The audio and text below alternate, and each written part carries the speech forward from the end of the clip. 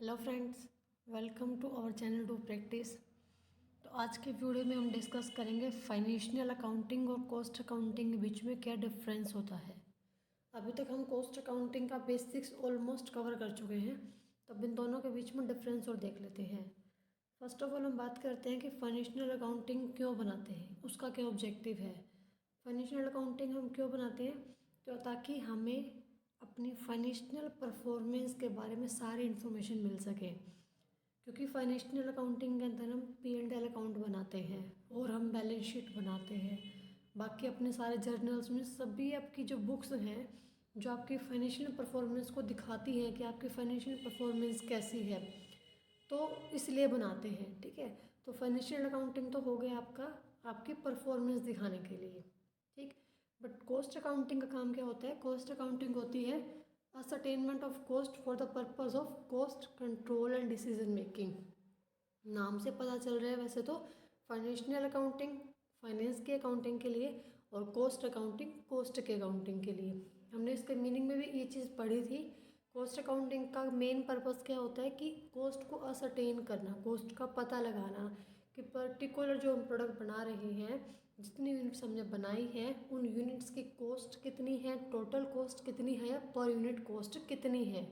और उसके बाद उसको कॉस्ट को अगर हम कहीं वेस्टेज करें तो उस कॉस्ट को कंट्रोल करना और कॉस्ट कंट्रोल के रिगार्डिंग डिसीजन लेना, कॉस्ट के रिगार्डिंग डिसीजन लेना, ये किसका पर्पज़ है, कॉस्ट अकाउंटिंग का। उसके बाद फाइनेंशियल अकाउंटिंग का नेचर कैसा है कि ये जो ट्रांजैक्शंस होती हैं उनको सेम जो आपकी अकाउंटिंग प्रोसेस होती है उसको आइडेंटिफाई करना, उसको रिकॉर्ड करना, उसको क्लासीफाई करना, एनालाइज करना, लास्ट में प्रेजेंट और इंटरप्रेट कर देना। बट ये सभी उन्हीं इन्फॉर्मेशंस को ही, उन्हीं ट्रांजेक्शन्स को रिकॉर्ड करते हैं जो मॉनेटरी टर्म्स में होती है, मतलब जो मनी की फॉर्म में, जो पैसे की फॉर्म में होगी उसी को आप रिकॉर्ड करोगे। अगर मैं आपको फॉर एग्जांपल के तौर पे कहूँ कि मैंने 10 चेयर खरीदी हैं, वो 10 चेयर मैंने खरीदी हैं, बट उनकी उसको मैं कैसे रिकॉर्ड करूँगी। अगर मैं ये कहूँ कि मैंने वो 10 कुर्सियाँ 3,000 रुपये में खरीदी है, तो वो रिकॉर्ड करने के लायक होगी। मतलब जब तक आप कोई ट्रांजेक्शन मनी टर्म में नहीं लेके आओगे तब तक आप उसको रिकॉर्ड नहीं कर सकते हो। कॉस्ट अकाउंटिंग में क्या करता है ये, इट क्लासीफाइज कॉस्ट। जैसे ही आपकी जो फाइनेंशियल अकाउंटिंग है वो फाइनेंस की ट्रांजेक्शन्स को रिकॉर्ड करती है, वैसे ही कॉस्ट अकाउंटिंग कॉस्ट की ट्रांजेक्शन्स को रिकॉर्ड करती है, उनको रिकॉर्ड करती है, उनको प्रेजेंट करती है और एट द एंड उनको इंटरप्रेट करती है। फाइनेंशियल अकाउंटिंग के अंदर आप हिस्टोरिकल डाटा को रिकॉर्ड करते हो, मीन्स पहले आप उसको खर्चे करते हो वो सभी, उसके बाद उसको रिकॉर्ड करते हैं। ठीक है, बट कॉस्ट अकाउंटिंग क्या होता है कि ये दोनों ही यूज़ करता है, हिस्टोरिकल कॉस्ट भी यूज़ करता है और प्री डिटरमाइंड कॉस्ट भी यूज़ करता है। ठीक है, फाइनेंशियल अकाउंटिंग में ऐसा नहीं होता कि आप पहले से ही बजट बना के चल रहे हो। बजट वाला पार्ट किसके अंदर आता है, कॉस्ट अकाउंटिंग या मैनेजमेंट अकाउंटिंग के अंदर, वो आपका फाइनेंशियल अकाउंटिंग का पार्ट नहीं रहता है। फाइनेंशियल अकाउंटिंग में आप खर्चा करके ही उसको रिकॉर्ड करोगे, बट कॉस्ट अकाउंटिंग में क्या रहता है कि आप खर्चा करके रिकॉर्ड करोगे, साथ ही साथ आप बजट बना के चलोगे कि मेरे को तो इस चीज़ पे इतना ही खर्च करना है। जैसे हमने कॉस्ट अकाउंटिंग में एक टर्म पढ़ी थी स्टैंडर्ड कॉस्टिंग। तो स्टैंडर्ड कॉस्टिंग के अंदर क्या था कि आप पहले से ही अपनी प्रोडक्ट का स्टैंडर्ड कॉस्ट डिसाइड करते हो कि मेरे को ये सामान इतने पे ही बनाना है। ठीक है, तो वहाँ पे अभी हमने इतने पे ही बनाना है तो खर्च नहीं किया पैसा, बट हमने कॉस्ट डिटरमाइन कर ली। तो कॉस्ट अकाउंटिंग दोनों का यूज़ करता है, हिस्टोरिकल का भी, प्री डिटरमाइंड कॉस्ट का भी। नेक्स्ट आपका पॉइंट आता है यूज़ ऑफ इंफॉर्मेशन। जो फाइनेंशियल अकाउंटिंग के अंदर होते हैं वो, मतलब फाइनेंशियल अकाउंटिंग के अंदर क्या होता है कि जो आपके फाइनेंशियल अकाउंट है, दैट मीन आपके बैलेंस शीट है, आपका P&L है, वो किस किस को इन्फॉर्मेशन देता है, कौन कौन उस इन्फॉर्मेशन का यूज़र है।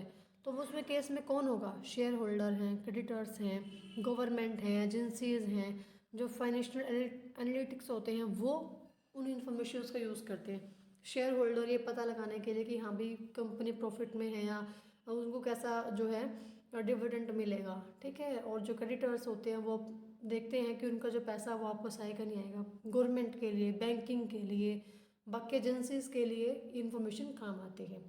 बट जो कॉस्ट अकाउंटिंग है वो इन्फॉर्मेशन किसके काम आती है, वो काम आते हैं इंटरनल मैनेजमेंट के लिए, और कुछ बार रेगुलेटरी अथॉरिटीज़ के भी काम आती है।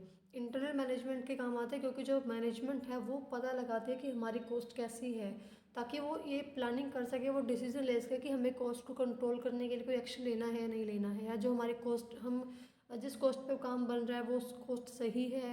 मतलब एज अ कम्पिटिटर अगर हम बात करें तो मार्केट में वो कितने पे सामान बिकेगा और कितने में आज प्रेजेंट बाकी कंपटीटर वो सामान बेच रहे हैं। तो इंटरनल मैनेजमेंट के लिए कॉस्ट अकाउंटिंग इन्फॉर्मेशन काफ़ी हेल्पफुल रहती है।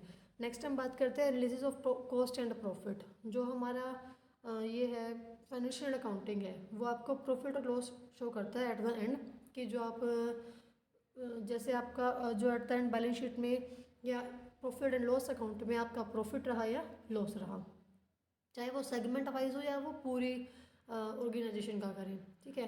बट जो आपका कॉस्ट अकाउंटिंग है वो कॉस्ट डिटेल के बारे में सारी इन्फॉर्मेशन प्रोवाइड करता है। मतलब वो बताता है कि कॉस्ट हर एक कॉस्ट ऑब्जेक्ट का जो है कॉस्ट डिटेल के बारे में बताता है कि हर एक कॉस्ट ऑब्जेक्ट की कॉस्ट कितनी आई है, चाहे वो प्रोडक्ट की बात करें, हम प्रोसेस की बात करें, जॉब की बात करें, कॉन्ट्रैक्ट की बात करें, भाई हर प्रोडक्ट का जो कॉस्ट है वो कितनी आ रही है, टोटल कॉस्ट कितनी आ रही है, हर प्रोडक्ट की हर यूनिट की सिंगल यूनिट की कॉस्ट कितनी आ रही है। Next one is time period. Financial accounting आपको पता ही है, फाइनेंशियल स्टेटमेंट्स जो हमारे यहाँ बैलेंस शीट है वो एट द एंड बनती है और एक साल में एक ही बार बनती है, वो 31 मार्च को ही बनाई जाती है।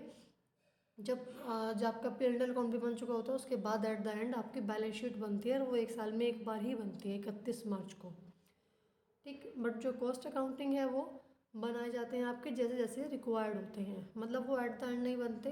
अब वो मंथली भी हो सकते हैं, वीकली भी हो सकते हैं, डेली भी हो सकते हैं, वो डिपेंड करता है कि आपको कैसी रिक्वायरमेंट है, जैसे रिक्वायर्ड होगी वैसे आपके जो कॉस्ट स्टेटमेंट्स है वो बन जाएंगे।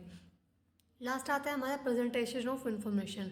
जो आपकी फाइनेंशियल इन्फॉर्मेशन होती है उसका प्रॉपर एक फॉर्मेट होता है जिसके अंदर आप उसको प्रेजेंट करते हो, जैसे कि P&L अकाउंट का भी फॉर्मेट है कि ये एक्सपेंसेस जनरल में एक्सपेंसेस में जाएंगे, ये एक्सपेंसेस ऑफिस एक्सपेंसेस में जाएंगे। तो प्रॉपर एक फॉर्मेट आप फॉलो करते हो इन्फॉर्मेशन को प्रेजेंट करने का। बट कॉस्ट अकाउंटिंग में क्या रहता है कि इन जनरल कोई फॉर्मेट नहीं है, मतलब ऐसा कोई सेट फॉर्मेट नहीं है कि आपको ऐसे ही वो कॉस्ट इन्फॉर्मेशन प्रेजेंट करनी है, ठीक है। तो बहुत सिंपल सा था बट ज़रूरी था आपको एक के बीच में डिफरेंस का पता होना, कि आपको पता होना चाहिए दोनों के बीच में बेसिक डिफरेंस है क्या। तो आई होप आपको डिफरेंस समझ में आया होगा। कहीं कोई डाउट है तो प्लीज़ कमेंट बॉक्स में कमेंट कीजिए, और प्लीज़ अगर अच्छी लग रही है आपको वीडियो, समझ में आ रही है तो वीडियो को लाइक ज़रूर कीजिएगा, चैनल को सब्सक्राइब कीजिए।